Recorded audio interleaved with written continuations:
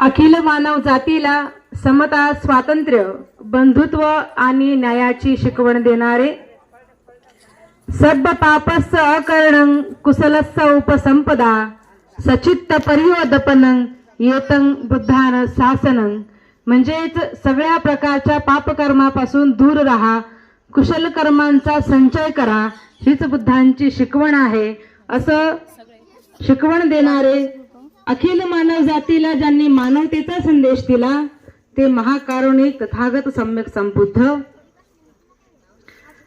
या महाराष्ट्राच्या मातीमध्ये ज्यांनी आपल्या दोह्यांच्या माध्यमातून इथल्या अंधश्रद्धेवर कडाडून हल्ला केला ते संत कबीर.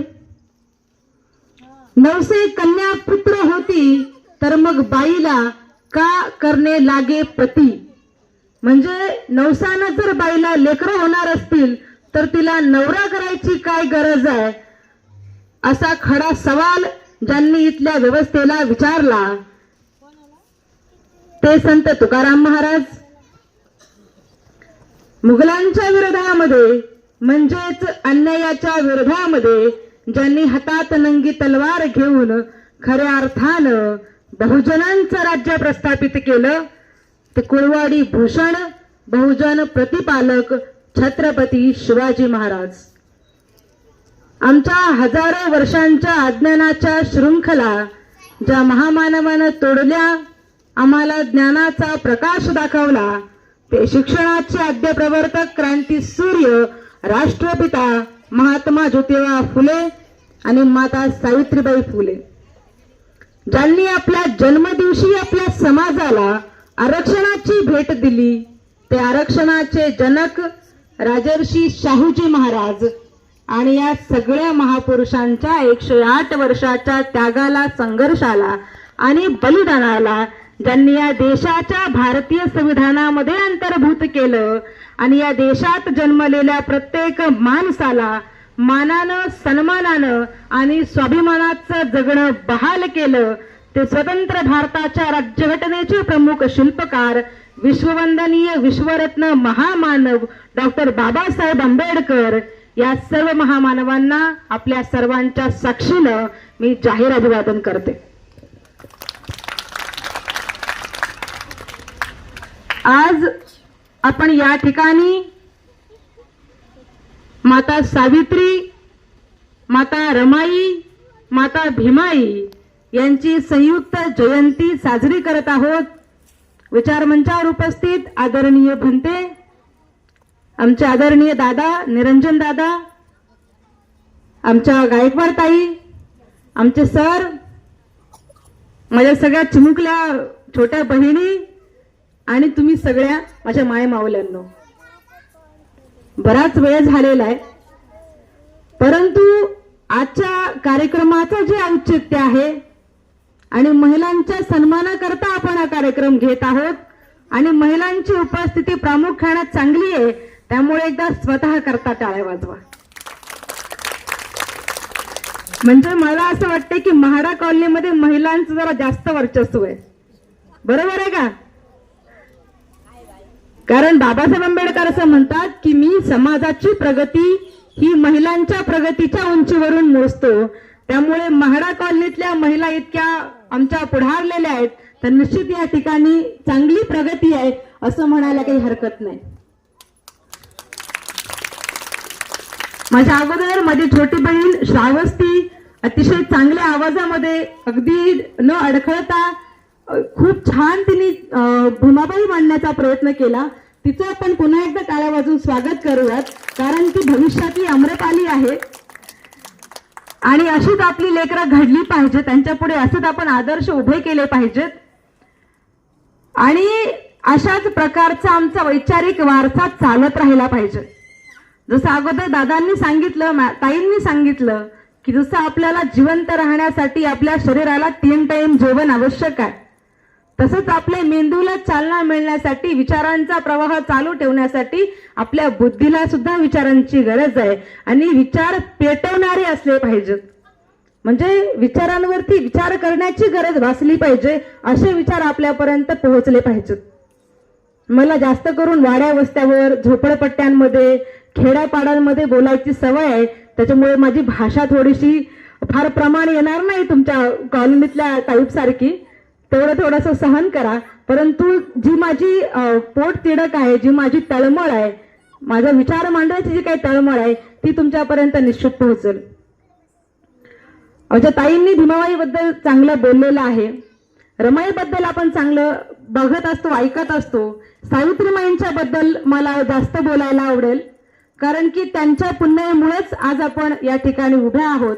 आणि तुम्हा सगळ्यांकडे बघून मला एक फार समाधान मिळतं, कारण आम्ही जेव्हा आपल्या भीमवाडीवरती कार्यक्रम घेतो किंवा एखाद्या वाड्या वस्त्यावर खेड्यापाड्यांनी कार्यक्रम घेतो, तर बायका शेतातून काम करून आलेल्या असतात, कशा तरी गबाळ्या साड्या वगैरे नेसलेल्या, कारण काबाड कष्ट करणाऱ्या त्या माय माऊल्या आहेत, त्यांचा बिलकुल आदर सन्मान आहे. परंतु असं वाटतं की अरे आपल्या समाजाने अजून पुढे आलं पाहिजे, थोडंसं पोटामध्ये कालवते त्यांना बघून. पण तुम्हाला बघून मला फार समाधान वाटते की काही का प्रमाणात होईना आपला समाज बाबासाहेबांनी दिलेल्या जे काही आपल्याला आरक्षण आहे, सोयी सुविधा आहेत, त्याचा लाभ घेऊन आपलं स्टँडर्ड मध्ये खूप सुधारणा झालेल्या आहेत, आपल्या भाषेमध्ये फार सुधारणा झालेल्या आहेत, वागण्या बोलण्यामध्ये सुधारणा झालेल्या आहेत.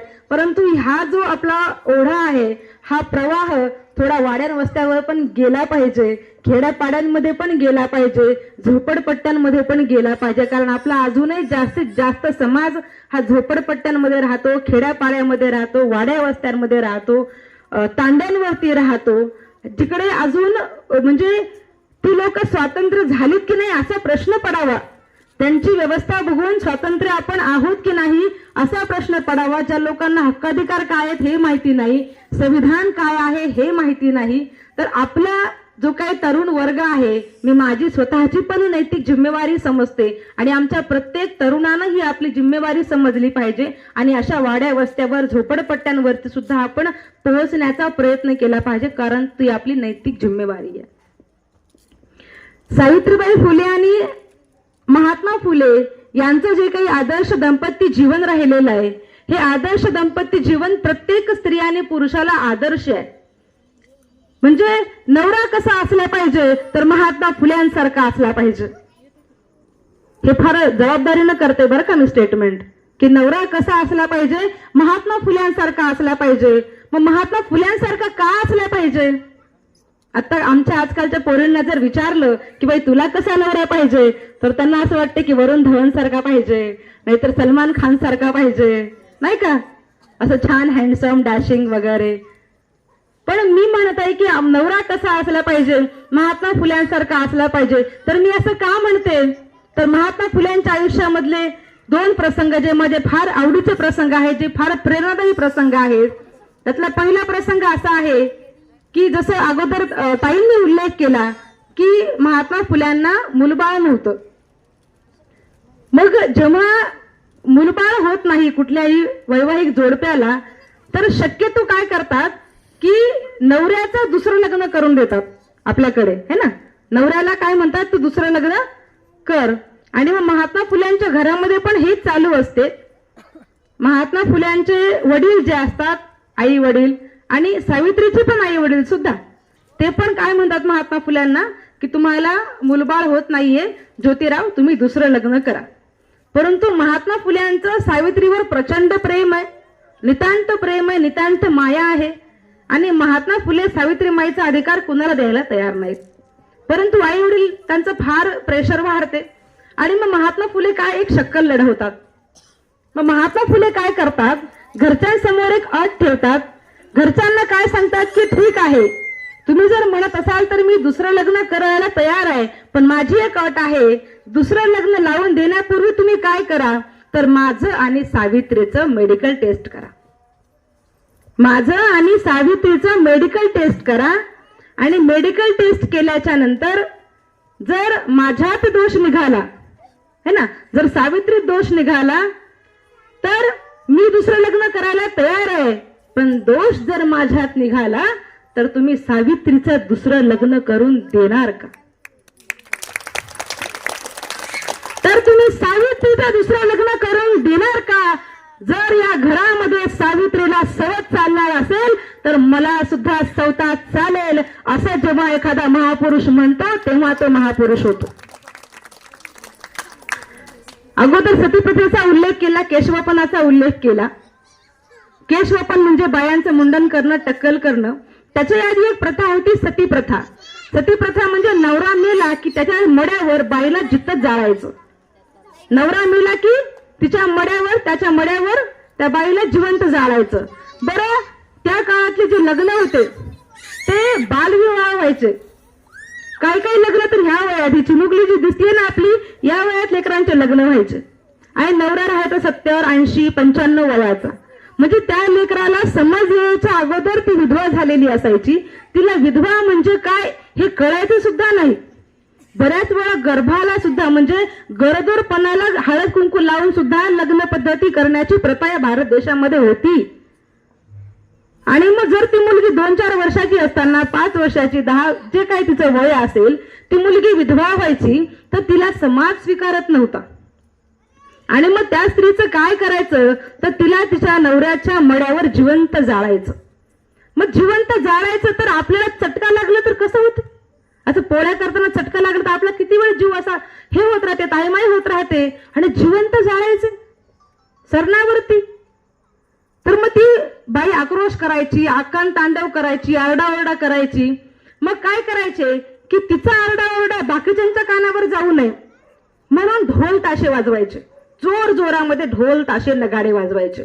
आणि असे 8-10 पहिलवान त्या मड्याच्या अवतीभोवती काठा घेऊन राहायचे, मोठमोठाले बांबू घेऊन राहायचे. की जर तिने उडी टाकण्याचा प्रयत्न केला, सरणाच्या बाहेर जर उडी मारण्याचा प्रयत्न केला तर ते काठ्याने तिला त्या सरणावर ढकलायचे. आणि बाकीचे लोक ढोल ताशे नगाडे वाजवायचे. इतकी जनावराच्या बत्तर या देशातली अवस्था होती महिलांची.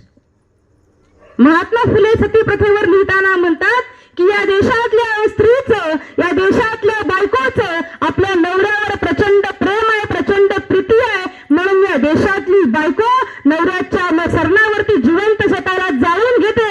परंतु या देशामध्ये असा कोणी माईचा लाल जन्माला आलाय का ज्याची आपल्या बायकोवरती प्रचंड प्रीती आहे, प्रचंड प्रेम आहे, आणि आपल्या बायकोच्या सरणावर एखादा माईचा लाल स्वतः गेलाय का?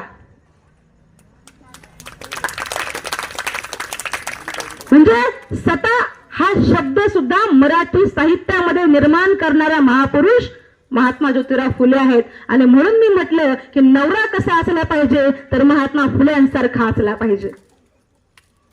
ज्यांनी स्वतःला जेव्हा परिवर्तनाची सुरुवात केली, जसं अगोदर दादांनी म्हटले की महात्मा फुले पैदा व्हावेत, लोकांच्या घरात व्हावेत, शिवाजी महाराज व्हावेत यांच्या घरात व्हावेत, शाहूजी व्हावेत तर दुसऱ्यांच्या घरामध्ये व्हावेत, बाबासाहेब व्हावेत दुसऱ्यांच्या घरामध्ये व्हावेत. परंतु महापुरुष जेव्हा होतो तो आपल्या घरापासून परिवर्तनाची सुरुवात करतो. आणि जेव्हा महात्मा फुल्यांनी या गोष्टीचं अनालिसिस केलं की या देशातल्या स्त्रियांच्या किंवा या देशातल्या बहुजन वर्ग, अस्पृश्य वर्ग, शूद्र वर्ग जो आहे, अतिशूद्र वर्ग जो आहे, यांच्या गुलामगिरीचं नेमकं कारण काय आहे तर नेमकं कारण महात्मा फुल्यांना कळलं, शिक्षण. की या समाजाला शिक्षण नाही. शिक्षण नसल्यामुळे या लोकांचा मेंदू विकसित झालेला नाही. मेंदू विकसित नाही झाल्यामुळे या लोकांना मान आणि अपमान याच्यातला फरक कळत नाही. किंवा फरक कळला जरी तरी यांच्याकडे दुसरा पर्याय नाही. आता तुम्हाला एखाद्याला कोणी आरे म्हणलं तुम्ही त्याला कारे म्हणण्याची ताकद ठेवता, कारण तुम्हाला तुमचे हक्काधिकार माहिती आहेत ना. पण एखाद्या काबाड कष्ट करणाऱ्या बाईकडे तुम्ही जा, जी एखाद्या दुसऱ्याच्या शेतामध्ये मोलमजुरी करणारी बाई आहे, तिला जर एखाद्या मालकाने 2-4 शिव्या दिल्या तर ती आरेकारे करू शकते का? अजिबात करू शकत नाही. कारण ती त्या ठिकाणी लाचार आहे, त्या ठिकाणी तिची मजबुरी आहे. आणि म्हणून महात्मा फुल्यांनी हे गमक ओळखलं. आणि म्हणून महात्मा फुल्यांनी सांगितलं की जोपर्यंत या समाजाला शिक्षण भेटणार नाही तोपर्यंत या समाजामध्ये विद्रोह उभा राहणार नाही, बंडखोरी उभं राहणार नाही. आणि म्हणून त्यांनी ती सुरुवात आपल्या पत्नी सावित्रीबाई पासून केली. सगळ्यात पहिले सावित्रीला धडे गिरवायला सुरुवात केली. आणि म्हणून सावित्रीबाई या देशातल्या पहिल्या शिक्षिका होतात, पहिल्या मुख्याध्यापिका होतात, पहिल्या साहित्यिक होतात. सावित्रीबाईंनी स्वतःचं साहित्य निर्माण केलं. सावित्रीबाई आपल्या कवितांमध्ये असं म्हणतात, आपल्या दोह्यांमध्ये असं म्हणतात की ज्ञान नाही, विद्या नाही, ती घेण्याची गोडी नाही. ज्ञान नाही, विद्या नाही, ती घेण्याची गोडी नाही, आणि बुद्धी असूनही चालत नाही, तर त्याला असं मानव म्हणावे का? त्याला काय माणूस म्हणाव का? एखाद्याची जर बुद्धी चालत नसेल, मेंदू चालत नसेल, तर त्याला काय माणूस म्हणाव का? असा खरा सवाल सावित्रीमाई त्या काळामध्ये विचारण्याचे धमक ठेवतात. ह्याला खूप मोठं धाडस लागत असते, खूप मोठी धमक लागत असते. सावित्रीमाई महात्मा फुल्यांसोबत पदोपदी राहिलेल्या आहेत, परंतु महात्मा फुले गेल्या पाठी आपल्याकडे आता खूप प्रेमाचे वगैरे दिवस सेलिब्रेट केले ना. आता ह्या पूर्ण फेब्रुवारी वीक मध्ये पुन्हा आज काय ते कोणता व्हॅलेंटाईन डे आहे ना, तर ते कोणाकोणाला रोज द्यायचं, कोणाकोणाला काय द्यायचं. तर हे जे प्रेम आहे ना, हे जे दाखवण्याची जी भूमिका आहे, तर ज्याला खरंच प्रेम समजून घ्यायचं असेल की प्रेम म्हणजे नेमकं काय आहे आणि ते कसं असलं पाहिजे, तर त्यांनी महात्मा फुल्यांना बघावं, सावित्रीमाईंना बघावं. आता आजकालचे लेकरं काय करतात, एखाद्या पोराचं एखाद्या पोरीवर लयच प्रेम आहे आणि ती पोरगी नाही म्हणली किंवा काय भानगडी झाल्या की लगेच गळफास लावतात, आत्महत्या करतात, किंवा त्या पोरीच्या तोंडावरती ऍसिड वगैरे फेकतात, किंवा एखादी पोरगी कुणाच्या प्रेमात पडली, पागल झाली, काहीतरी भानगडी झाल्या, नाही म्हणले घरचे, पोरगी आत्महत्या करते. सावित्रीमाईचं प्रचंड प्रेम महात्मा फुल्यांवरती, महात्मा फुल्यांचं प्रचंड प्रेम सावित्रीबाईंवरती, परंतु महात्मा फुले गेल्या पाठी सावित्रीमाई थांबत नाहीत. सावित्रीमाई महात्मा फुल्यांचं सत्यशोधकचं काम पुढे चालवतात, याला प्रेम म्हणतात. सावित्रीमाई महात्मा फुल्यांचं सत्यशोधकचं काम पुढे चालवतात.